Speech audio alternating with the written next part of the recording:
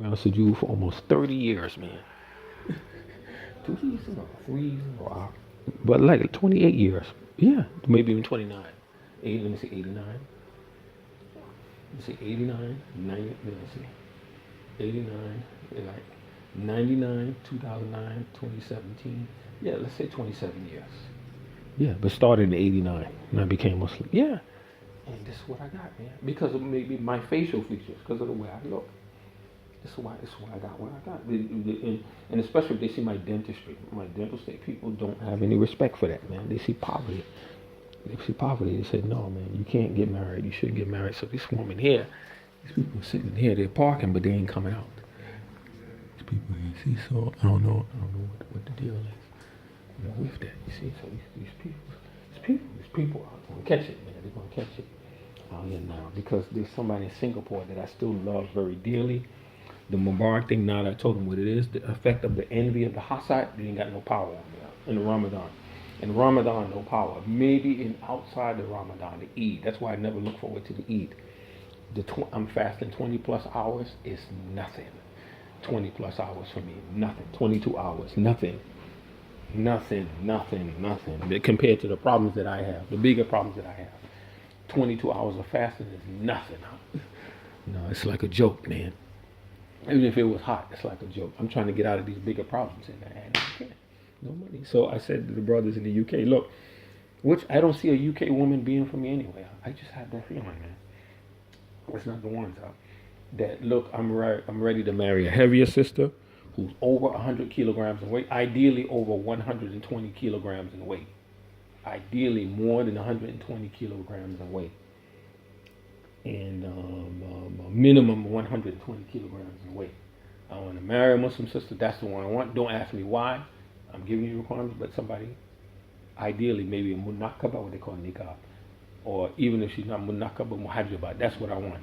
You know, this is the type of person I want. I don't say that in an objective way, objectifying way. I say this is who the type of person I'm seeking to partner with.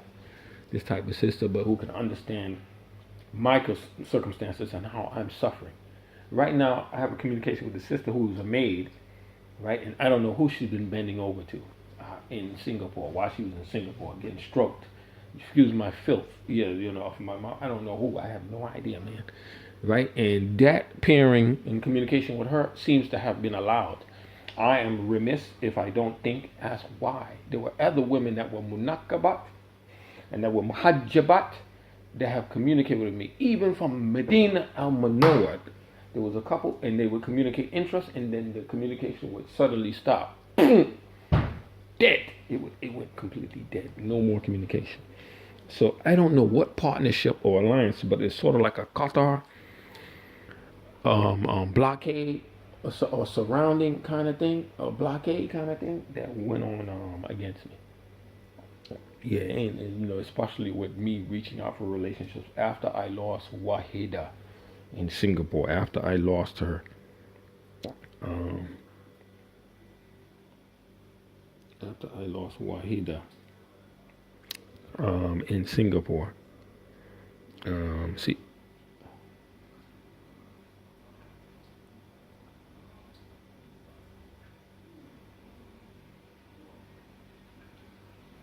hi Ella, almost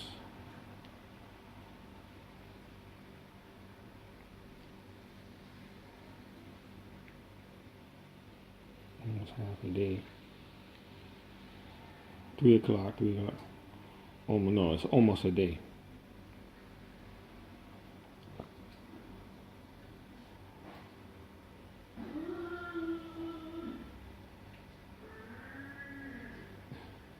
He drinks a lot of beer sometimes. Yeah.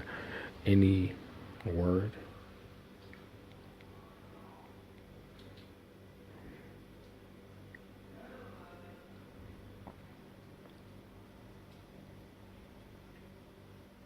See, just now.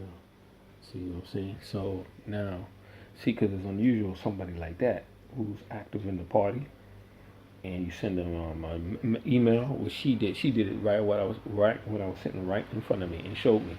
Sent it that you don't get a reply unless there's a word going out by the authority structure that this guy, we don't want this guy around. We don't want this guy around. Like I found out, a Saudi woman activist for driving, who was trying to, and another. This was a different one who's linked to that driving thing. Who was trying to run away because she was trying to drive away from an abusive relationship, a tormenting relationship.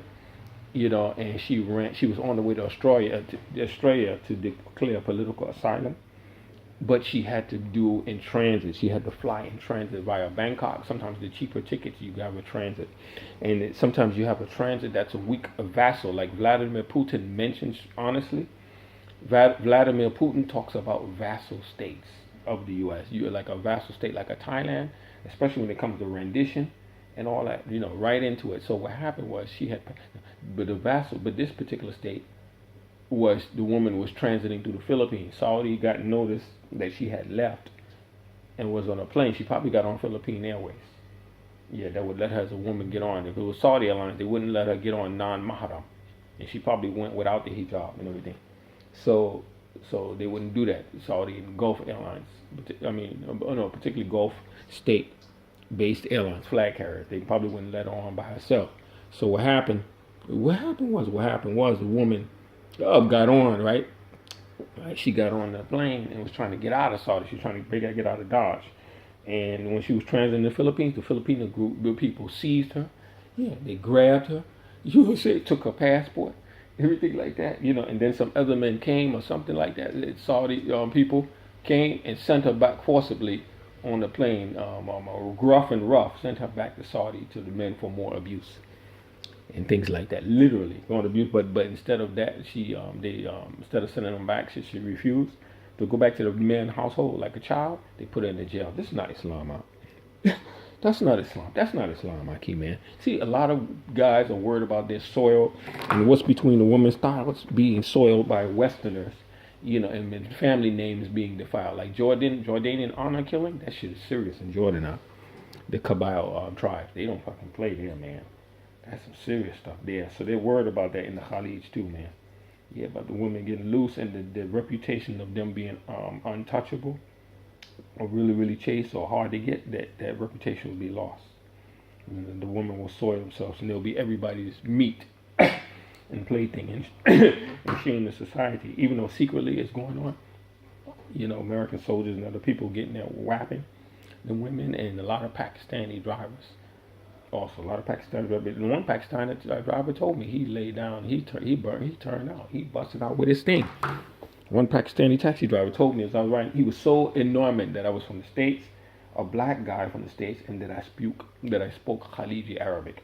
He was so enamored with me, man. This older man had red henna in his hair and had a little bit of a beard. He would shave his beard because those Pakistani brothers can go hair. They can grow hair out. Real lahyas, man. He told me that he had banged up being the taxi driver 600 and something. He told me the exact number, not 666, 600 and something women he had banged up and screwed with. 600 and something. Look, you see? Look.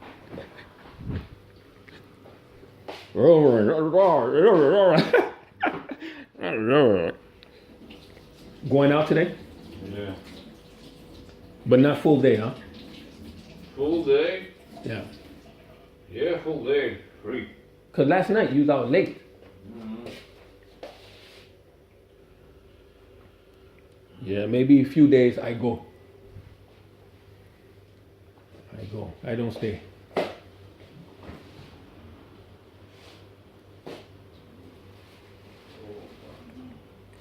Let me see.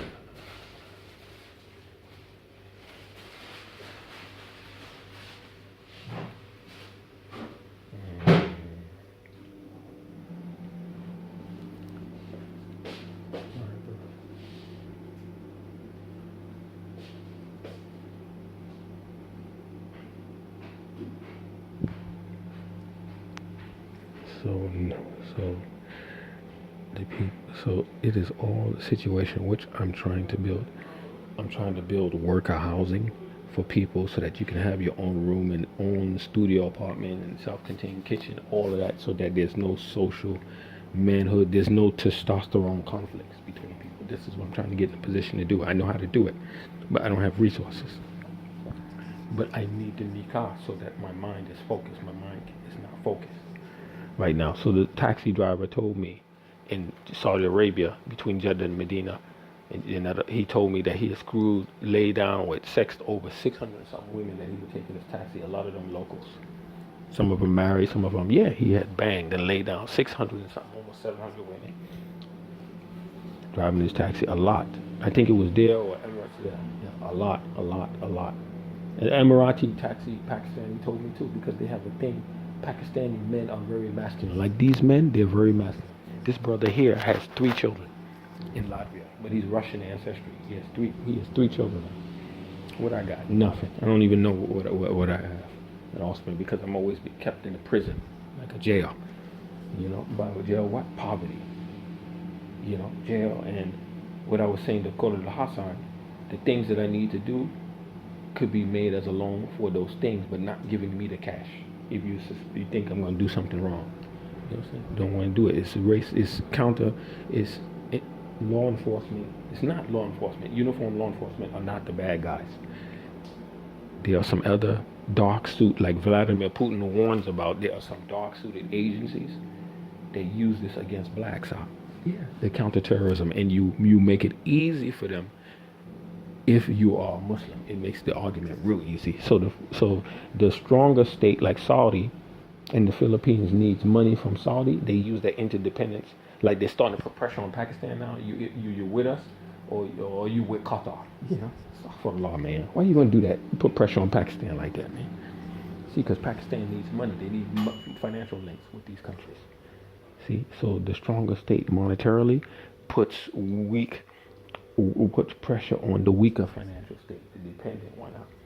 Yeah, so Saudi does that to a lot, and America does it too. That's why you got to be careful. If you have a problem with that government and you're fleeing the influence, the countries that you fly transit through those countries, you got to be very careful which country you choose to transit. It's better to have a direct flight if you can afford it. Yeah, not to go with transit. Yeah, do any place, man. Like for me, I don't even want to fucking touch the United Kingdom. I don't want to touch the UK, man. Fuck that, man. Stuff for a lot out there. Allah forgive me for cursing. Ramadan. I don't want to touch the United Kingdom. All that shit going on there right now, and they have something called Section 7 detention. You could be held up to 15 days incognito. 15 days. 15 days. That's a big inconvenience in your life. 15 days. 1-5 out. Yeah. It's more than 2 weeks. Yep. With this crap going on, this bull crap. But then you got these extremely leading guys. They got British passports. Because that's really the highest passport in the world. It's the British, not the American. And they can go all over the place. And people have not stopped them. And they traveling, going all over, going in and out of Libya. People like you give me a hard time because I'm black. See, I'm talking about economics. I'm not talking about extremism. These gentlemen that I live with here, these are Coptic. These people are Copts. The people that are here, they're Coptic. Yeah, they're Coptic. Yeah, they're Orthodox, not Coptic. They're Orthodox. The people that live here, these are Orthodox. These are Orthodox Christians here that I live with. Yeah, no problem. You see what I'm saying? And you know, Ashhadu la ilaha illallah. Ashhadu anna Muhammadan abduhu wa rasuluh. You know what I'm saying? And I try to plead with the Muslims, please, man. You know, with the Muslim, please help me, man. You know, and this is a cruel thing when it comes to interfering and using the electronics to blockade me from being married, from being nikah. A'udhu billah min dhalik. It is a very evil, cruel thing. A'udhu billah. A'udhu billah, man. A'udhu billah. And the Muslims will help in that, man. That I don't deserve to be married. A'udhu billah min dhalik, man. A'udhu billah. They would rather the women that were interested to marry me, they would rather, I think, these are Malays. JJ198, that was a license plate. Or JJ98. Juliet 98 was a plate. He said, Adam. The guy just called me.